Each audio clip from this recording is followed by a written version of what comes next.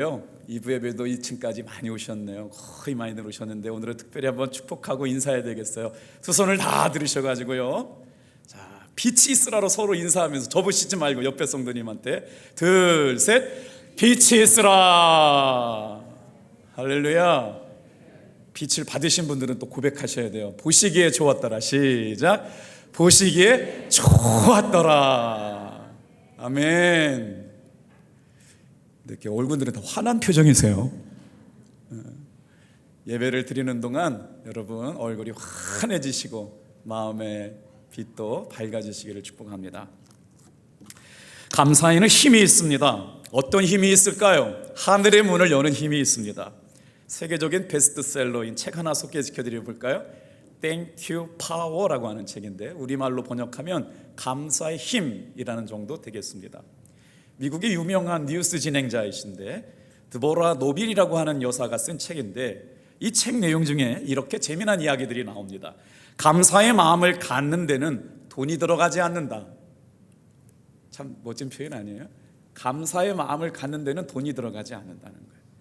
그래서 이 내용 안에 어떤 일들이 있냐면 자신의 삶에 감사하는 습관을 통해서 경험하게 된 유익한 이야기들, 그리고 자신이 감사한 것뿐만 아니라 다른 사람들이 감사하며 살면서 경험하게 되었던 이야기들이 이렇게 이 책에 기록되어 있는데, 예를 들면 이런 거예요.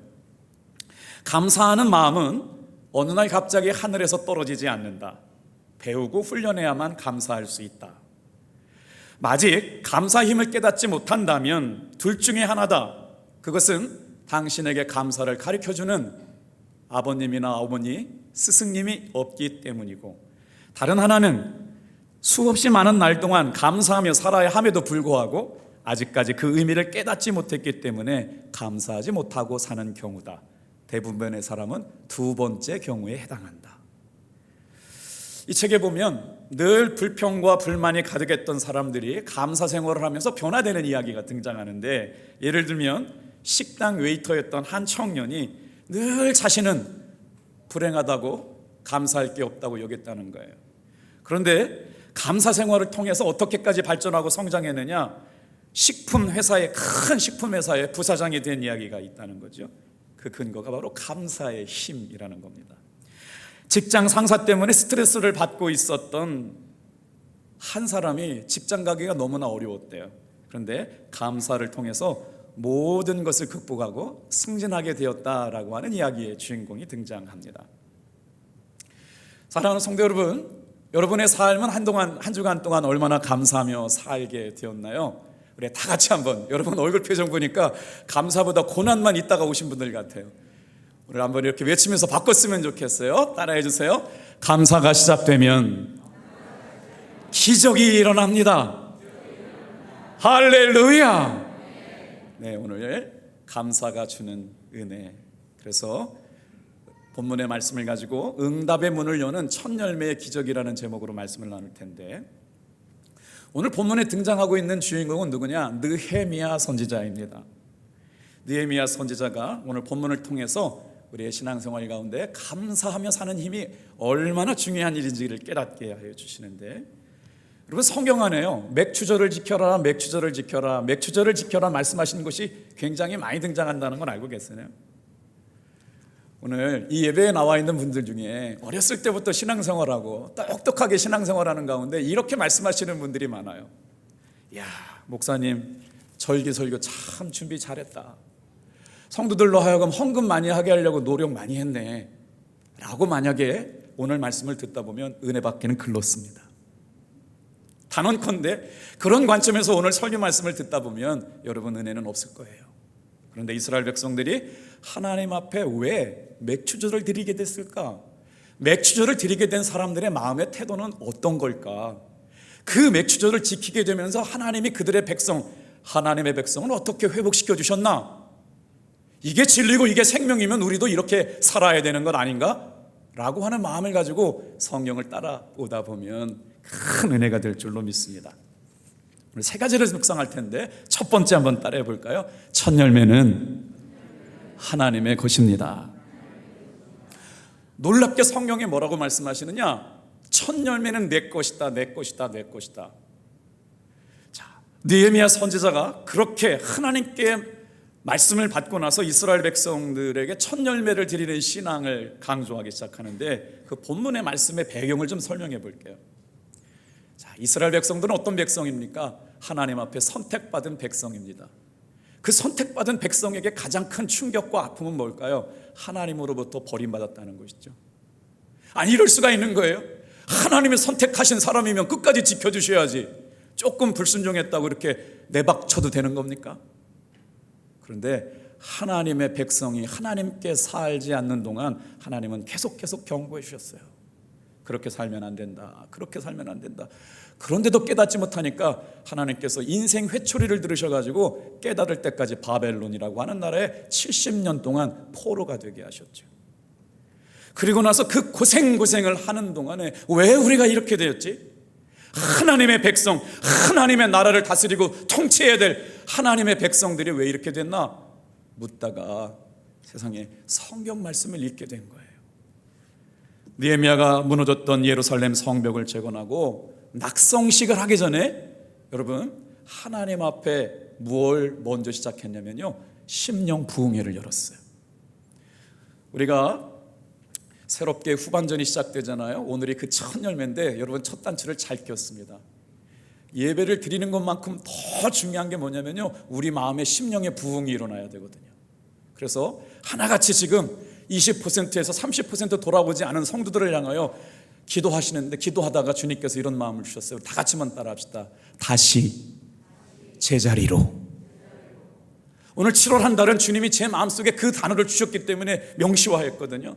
은혜 받았던 자리, 뜨겁게 기도했던 자리, 정말 감격받으면서 예배 생활했던 그 자리. 요즘 제가 이렇게 마음이 울컥울컥해요. 어제 한 분이 전화를 왔어요. 목사님, 살기가 너무나 어렵습니다. 혼자 가정을 꾸기가 너무 어렵습니다. 아이를 데리고 교회를 가고 싶은데 교회를 가도 됩니까? 그냥 그 전화 안 받았으면 어떡할 뻔했어요. 사무실에 걸려온 전화를 제 아내가 받아가지고 대화가 되는 거예요. 목사님, 저는 하나님 앞에 드릴 헌금이 없습니다. 교회는 가고 싶은데 돈이 없어요. 저 같은 사람도 교회에 갈 수 있습니까? 아, 그럼요. 돈 없어서 교회를 못 나오다니요. 그럴 수 없지요. 목사님, 신방이 귀한 건 아는데 신방 안 오시면 안 됩니까? 신방이 귀하다고 오시는데 우리 집은 목사님 신방 안 해주셔도 된다면 제가 교회 나갈게요. 이야, 그 전화를 받고 제 마음이 울렁거리기 시작하는 거예요. 만날 사람, 예비된 사람, 준비된 사람 아닐까요? 사랑하는 성도 여러분, 하나님은 여러분의 주머니에 관심이 없습니다. 어디에 관심이 있을까요? 회개하고 상하고 찢겨진 마음 가운데 여러분의 관심이 있는 줄로 믿습니다. 그게 경험되어지고 회복되어지고, 도저히 저렇게 아파트를 샀는데 막 2천만 원, 3천만 원 사고 하나님께서 물질을 쏘아 부어주시는 은혜를 경험하고 나면 그때 헌금하셔도 됩니다. 하나님 경험하시고 나서 헌금해도 드려요. 그 얘기가 빠졌는데, 물질도 하나님이 사모하는 사람들에게 부어주신다는 거지요. 그래서 이스라엘 백성들이 자신들이 왜 이렇게 포로가 되고 죄인된 신분으로 이리저리 쫓겨다녀야 했느냐 말씀을 읽다가 학사 에스라가 읽어주는 성경 말씀에 이스라엘 백성들이 통곡하기 시작했던 거예요. 세상에 말씀을 읽다 보니까 그 말씀에 무엇인 말씀이 나오느냐, 맥주절을 지켜라, 첫 열매로 하나님 앞에 예배해라, 11조를 드려라, 이런 얘기들이 나온다는 거예요. 알고 있던 얘기 아닙니까? 그런데 태도가 달랐어요. 마음의 고백이 달랐어요. 이것이 하나님이 원하시는 것인 줄 알면서도 지키지 못했습니다. 아니에요, 잊어버렸어요. 워낙 성경의 말씀을 읽지 않다 보니까 성경에 그런 말씀이 있는 줄도 몰랐단 말이에요. 그래가지고 학사 에스라가 수문 앞 광장에 느헤미야와 함께 이스라엘 백성들을 모아놓고 하나님의 말씀이 이런 것이 있습니다. 우리가 미처 몰랐습니다. 있는 줄도 몰랐습니다. 잃어버리고 살았습니다. 코로나 지나고 나면서 있는데도 불구하고 모른 척하고 살고 너무나도 멀리 떠나가서 여러분 있는 줄도 모르고 살았더라면 다시 여러분 예배의 자리로 돌아오게 되기를 축복합니다. 그래서 이스라엘 백성들이 남의 땅에서 자기들이 왜 종되었는지를 깨닫고 나오니까 하나님의 말씀대로 살지 않았다는 걸 알게 된 거예요. 그래서 결단합니다. 무슨 결단할까요? 만약 지금 오늘 말씀하시는 것이 하나님의 말씀이라면 하나도 놓치지 않고 그대로 순종하며 살아보겠습니다.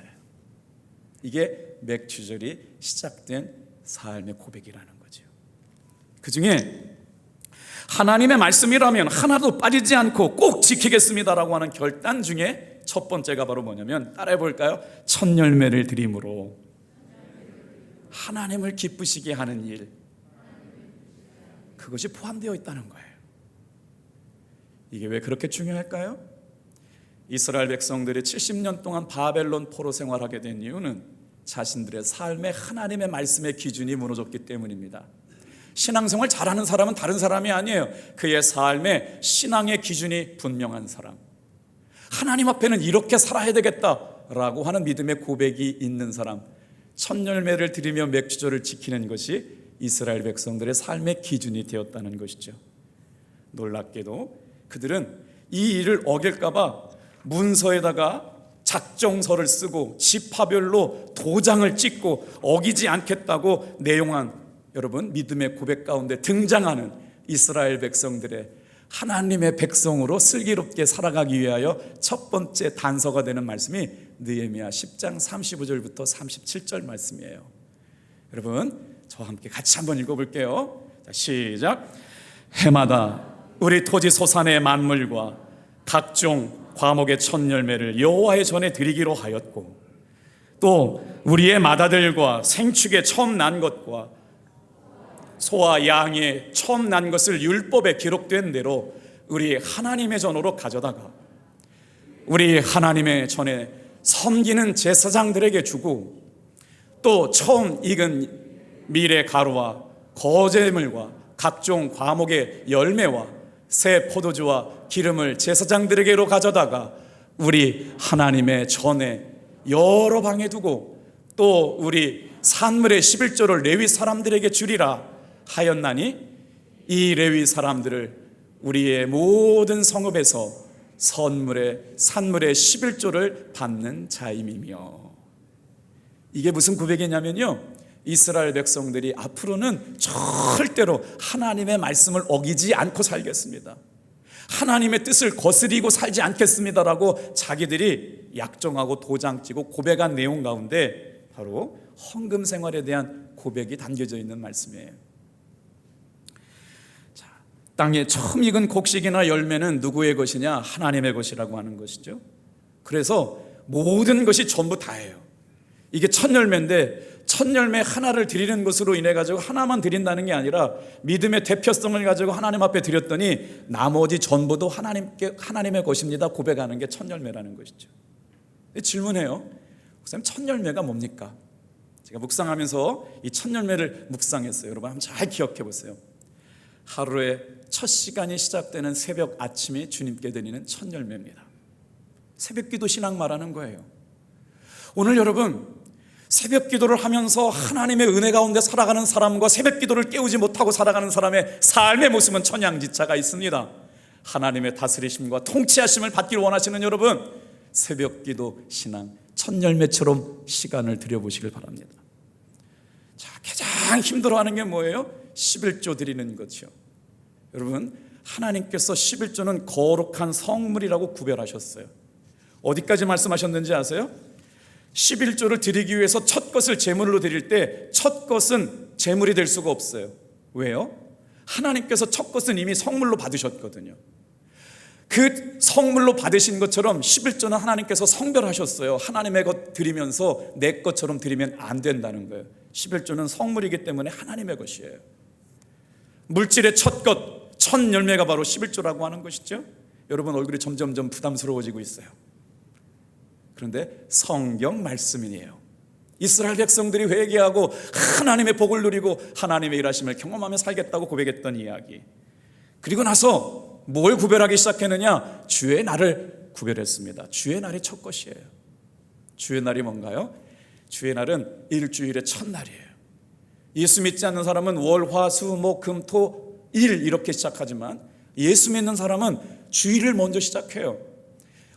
일주일의 마지막이 주일이 아니라 첫 주의 첫 날이 주일인 거예요. 지금 이 시간 우리가 일주일의 첫날을 하나님 앞에 드리는 것이지요. 이걸 뭐라고 그래요? 주의 날. Lord's Day. 이 날을 거룩하게 구별해서 하나님 앞에 드리는 신앙, 이걸 바로 주일 성수 신앙이라고 그래요. 여러분, 코로나 때문에 무엇이 무너졌는지 아세요? 주일을 거룩하게 지키는 신앙이 무너졌어요. 오늘 느헤미야 관점에서 그게 왜 그렇게 큰 문제인지 말씀드려 볼까요? 주일을 내가 사용해도 되는 줄 알고 살기 시작했다는 거예요. 철두철미하게 느헤미야 선지자는 뭐라고 말했느냐? 주의 날은 주님의 날이에요. 주의 것이에요. 주의 날을 마치 내 날처럼 놀러가고 사용하고 즐거움을 위하여 추구하면 안 된다는 겁니다. 그것이 바로 이스라엘이 죄로 망가진 이유였고 포로로 끌려가게 된 것이고 하나님의 자녀의 왕권을 잃어버리게 된 것인데, 어느 순간 여행 가면서 유튜브 틀어놓고 예배 다 드렸다고 얘기하고, 요즘 얼마나 편해요? 토스로 헌금할 수 있잖아요. 젊은 사람들은 이렇게 예배를 드리게 되는데 왜 주일날 교회를 나오라고 하냐고, 현장 예배보다 영상 예배 드리게 해달라고 아우성이 많아서 가장 안 들어온 세대가 어디냐? 3040들이 많이 안 들어왔는데 그나마 우리 교우들은 거의 다 들어왔어요. 할렐루야. 지금 무슨 말씀하고 있어요? 삶의 편의, 나의 만족, 나의 유익을 위하여 이스라엘 백성들이 어느 순간 주일이, 주의 날이 자기 것인 줄 알고 사용하면서 마음대로 살았던 것들 때문에 하나님은 그들을 내박쳐 버리셨어요. 남의 나라에 종살이 가게 만들었어요. 포로가 되게 했어요. 고통의 순간을 지나가게 하셨다는 거예요. 오늘 맥주절을 지키면서 주의 날을 지키는 주일 성수의 신앙이 회복되기를 축복합니다. 그래서 그 다음이 뭐냐? 주의 종이에요. 주의 종이 첫 것이에요. 주님께 바쳐진 것이거든요. 그래서 주의 종을 함부로 대하지 말라고 그랬어요. 왜냐하면 하나님께서 세우신 종이기 때문에 그렇다는 거예요. 답동교회 주의 종은 김석기 목사만 있는 게 아니고 여러분들이 다 주의 종으로 세움받은 믿음의 사람들인 줄로 믿습니다. 자, 그렇게 고백을 하다가 성벽을 건축하고 낙성식을 하는 여러분 세레모니가 진행되는데, 느헤미야가 그거 한 게 아니야. 심령의 부흥을 한 거예요. 말씀 앞에 세우고 기도하고 찬양하며 영광 돌리는 예배가 느헤미야 10장에 진행되는데, 여러분 39절 말씀 좀 한번 읽어볼까요? 이들이 이렇게 고백하고 있어요. 39절 같이 읽어볼게요. 39절 죄송해요, 다 읽지 못하게 해서 저것만 읽어주세요. 시작. 우리가 우리 하나님의 전을 버려두지 아니하리라. 근데 그 앞에서 나온 말씀이 무슨 말씀이냐면, 하나님의 전을 버려둔 사건의 이유를 뭐라고요? 첫 열매를 드리지 않은 일, 11조를 드려서 하나님 앞에 첫 것을 구별하지 않은 일이 어떤 결과를 가져왔느냐? 하나님의 전을 내버려 둔 결과를 가져와서 하나님의 성전이 무너져 버렸다는 거예요. 그래서 하나님의 은혜로 포로에서 돌아오고 나보니까 우리가 놓치고 살았던 것, 우리가 잃어버리고 살았던 것, 우리가 진짜 가장 먼저 회복해야 될 것이 뭐냐? 하나님 앞에 첫 열매를 드리겠나이다, 11조를 드리겠나이다 라고 하는 것이 어떤 열매로 나타났다고요? 하나님의 전을 내버려 두지 않는 것으로 나타났다는 거예요. 사랑하는 성도 여러분, 이스라엘 백성들의 성전이 무너졌을 때 하나님 앞에 그렇게 다짐하고 감독하며 순종했던 것은 뭐냐? 여러분, 첫 열매와 11조의 신앙은 이렇게 설명되는 거예요. 다 같이 한번 따라 합시다. 하나님 중심의 삶, 예배 중심의 삶, 은혜 중심의 삶, 이거 잊어버리지 않겠다는 거예요. 이스라엘 백성들이요, 너 말씀의 사람아, 너 하나님의 사람아, 너 은혜의 사람아, 기도의 사람아. 우리 전 집사님 간증 참 은혜롭지 않아요? 예수 믿고 변화되는 한 사람의 이야기가 매주마다 우리 교회에 이뤘다면 얼마나 감사할까요? 이제 10월 달에 다시 믿음반을 모집합니다. 우리 청년회장이 예수님을 얼마나 열심히 잘못 믿는지 몰라요. 오늘 그 은혜와 그 감격, 그 감동을 가지고 새롭게 믿음의 기초를 세워가기를 원하시는 분들은 12주만 시간 내주세요. 10월부터 시작하는 믿음반에 여러분 함께 하시면 놀라운 은혜를 경험할 수 있습니다. 자, 이런 믿음을 가지고 놀랍게 이스라엘 백성들에게 첫 열매를 드리는 신앙은 왜 그렇게 중요할까요?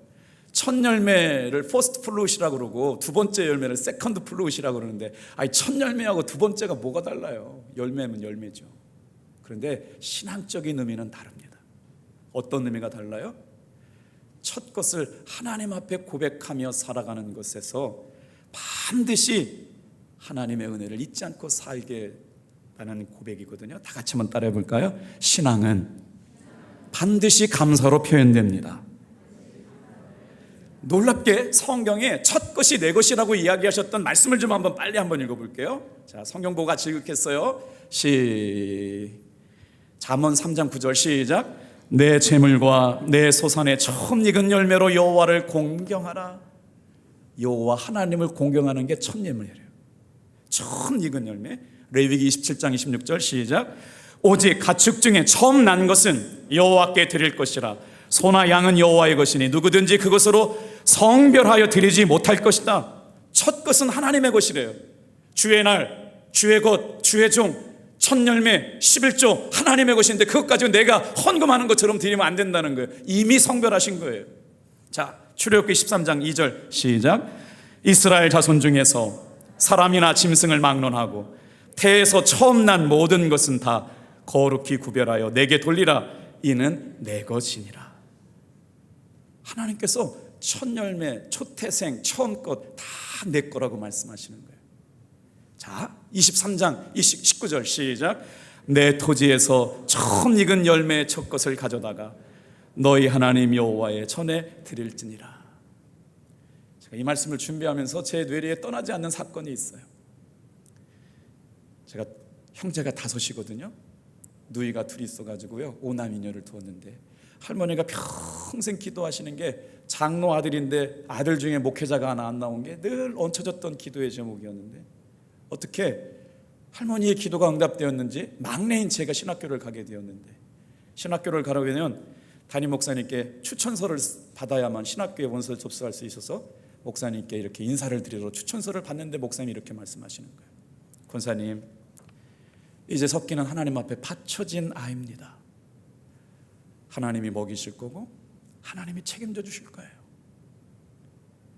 엄마는 이 아이의 삶을 위해 기도만 해주면 됩니다. 그리고 나서 막내 아들인 제가 하나님 앞에 바쳐진 마치 첫 아들처럼 하나님께 드려진 제물이 되었어요. 그래서 목사님이 요구하시더라고요. 주의 종 섬기는 것 제대로 하시라고, 귀한 것 첫 것 담임 목사님은 다 가져오라고 그러시더라고요. 그러면 나중에 김석기 목사가 되어서 목회할 때 수많은 사람들이 돕는 일들이 일어나게 될 거라고요.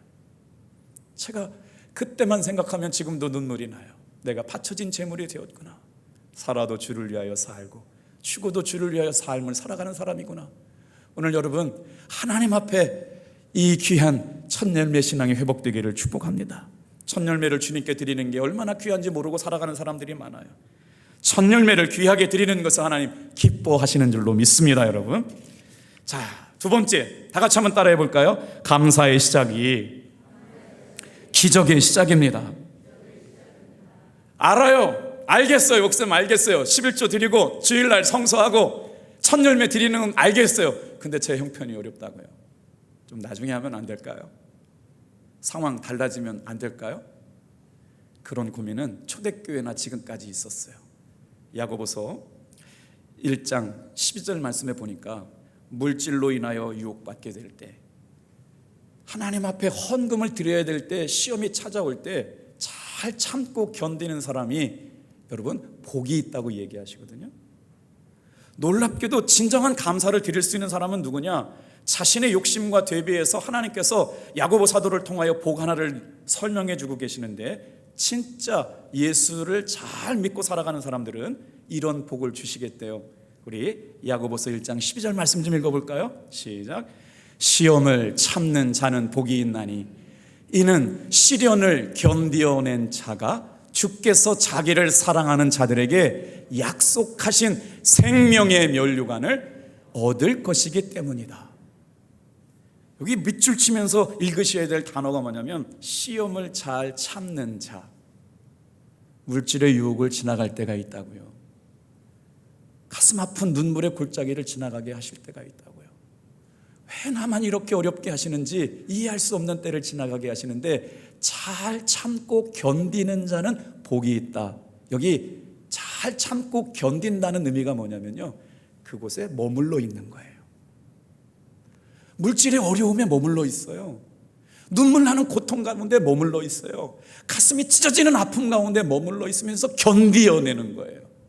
그 견디는 것이 마치 죽을 것 같은데 조금만 참아보시기 바랍니다. 예수님과 조금만 머물러 있어 보시길 바랍니다. 눈물의 자리, 기도의 자리, 은혜 받는 자리, 예배의 자리 한 번만 더 머물러 있어 보길 바랍니다. 잘 참고 견디는 자에게 복이 있다, 이렇게 말씀하고 계시네요. 그래서 지금은 잘 이해되지 않지만 도저히 감사할 수 없을 때라도 그곳에 머물러 있게 될 때 하나님은 우리를 견디게 하실 뿐만 아니라 예비된 복을 주시겠다는 거예요. 다 같이 한번 따라합시다. 감사가 시작되면 하나님의 기적도 시작됩니다. 그래서 그 은혜를 아는 사람들은 삶의 태도가 달라요. 어떻게 해요? 차원이 다른 감사를 드리기 시작하죠. 첫 열매로 경험하는 하늘의 기적은 믿음이 없는 사람에게는 허락되지 않습니다. 하나님을 사랑하지 않는 사람은 경험할 수 없는 일이에요. 물질을 책임져 주시고 인생의 문제를 해결해 주시고 내 삶을 건져 주시고 내 삶을 고쳐 주시고 내 삶을 위로해 주시는 하나님을 내가 사랑합니다. 사랑의 고백, 주님이 일하실 것입니다, 주님이 역사하실 것입니다 라고 할 수 있는 믿음의 고백이 있는 사람들이 첫 열매를 드렸고 그 드린 첫 열매로 하나님의 살아계심을 경험하고 사는 것이죠. 모든 결실을 하게 하신 분이 하나님이십니다. 자, 배우 중에 김지수라고 하는 분이 계신데 이분이 2005년에 자신의 각막과 장기와 골수를 기증하겠다고 사랑의 장기운동본부에다가 자기가 직접 신청하셨대요. 그리고 나서 사랑의 장기운동본부의 활동을 계속 이어가면서 조혈모세포도 기증하고 자신의 유전자가 일치하는 한 청년 학생, 11년 전이니까 안병동에서 그 아이를 만났다는 거예요. 그래가지고 이 아이가 골수암을 알고 있어서 어떻게 자기하고 줄 수 있는 일치가 되어가지고요, 아이에게 골수를 이식해 줬다는 거죠. 어떤 일이 일어났을까요? 골수를 이식받은 아이가 살게 되었습니다. 최근에 그 아이가 결혼을 하게 되었다고 김지수 씨가 인터뷰한 내용이 여러분 이렇게 고백되었는데, 제가 이분이 기독교인인지 어떤 종교를 갖고 있는지는 모르겠지만 아마 사랑의 장기운동본부에 계속 일하신 걸 보니까 예수 믿는 사람 아닐까 싶습니다만 차원이 다른 감사를 하며 살아가는 진짜 그리스도인. 사랑의 장기운동본부가 뭐냐면요, 사후의 각막, 장기, 골수 이런 것 기증하겠다고 사역한 분들인데요, 우리 개신교 목사님들이 주축이 돼서 운영하는 아주 귀한 NGO 단체거든요. 소아암 병동에서 만났던 그 아이를 다시 만날 수는 없지만 문득 며칠 전에 들려온 그 아이의 소문은 지금 열심히 공부하여 대학도 갔고 예쁜 여자친구도 만났을 뿐만 아니라 결혼한다는 이야기를 들었을 때 나는 감당할 수 없는 감사의 기쁨을 누렸습니다. 내가 인생을 살면서 한 번이라도 그 아이를 안아줄 수만 있었다면 얼마나 좋을까 생각해 보면서도 이 아이가 결혼을 하게 되는 기적을 만날 수 있다니 생각만 해도 너무나도 감사하다. 차원이 다른 감사. 여러분, 여배우가 골수를 빼는 순간 뭐냐면요, 골수를 빼기 위해 가지고 생명을 담보해야 돼요. 그 골수가 빼면 골수가 생성되는 동안 일을 못 하거든요. 근데 그 모든 일을 다 포기하고 암으로 죽어가는 한 소년에게 자신의 골수액을 기증해 준 사건이죠. 그런데 그 일로 인해 가지고 감당할 수 없는 세상 사람들이 경험하지 못한 진정한 감사를 느끼게 되었다는 거예요. 이래저래 살기 팍팍하고 힘들 때라고 얘기하는 사람들이 많을 때, 이럴 때일수록 나는 기적을 경험하는 일에 함께 한 것이 그에게도 기적이지만 나에게도 오히려 힘이 되고 위로가 되니 정말 놀라울 뿐이다. 사랑하는 성도 여러분, 안 된다고 힘들다고 불가능하다고 해도 하나님이 하시면 됩니다. 포기하지 않고 여러분 주님 앞에 나오기를 바라요. 이렇게 차원이 다른 감사를 드리고 살아가는 사람들, 이제 정말 맥주절에 우리 성도들이 성경적으로 신앙생활할 수 있기를 바라면서 맥주절에 관한 중요한 세 구절만 읽고 말씀을 마칠게요. 자, 먼저 출애굽기 22장 29절로 말씀을 같이 해볼게요. 화면 같이 보시겠어요? 시작. 너는 추수할 것과 내가 추수할 것과 내가 짜낸 집을 바치기를 더디하지 말지며 내 처음 난 아들들을 내게 줄지며 내 토지에서 처음 거둔 열매 가장 좋은 것을 가져다가 너희 하나님 여호와의 전에 드릴지니라. 너는 염소 새끼를 그 어미의 젖으로 요리하지 말지니라. 그들이 그 땅을 팔지도 못하며 바꾸지도 못하며 그 땅에 처음 익은 열매를 남에게도 주지 못하나니 이는 여호와께 거룩히 구별된 것이라. 첫 것을 구별하며 사는 삶이 하나님 중심으로 살겠다는 거예요. 기준이 분명한 삶으로 살겠다는 거예요. 사랑하는 성도 여러분, 이렇게 이스라엘 백성들이 하나님 앞에 말씀대로 살겠습니다, 삶의 기준을 가지고 살겠습니다라고 고백하며 은혜의 보좌에 나왔던 것처럼 우리 답동교회 모든 성도들도 이 첫 열매를 드리는 믿음의 고백으로 하늘의 문이 열리고 응답의 문이 열리고 기적의 문이 열리는 귀한 주인공들 되시기를 축복합니다. 기도하겠습니다.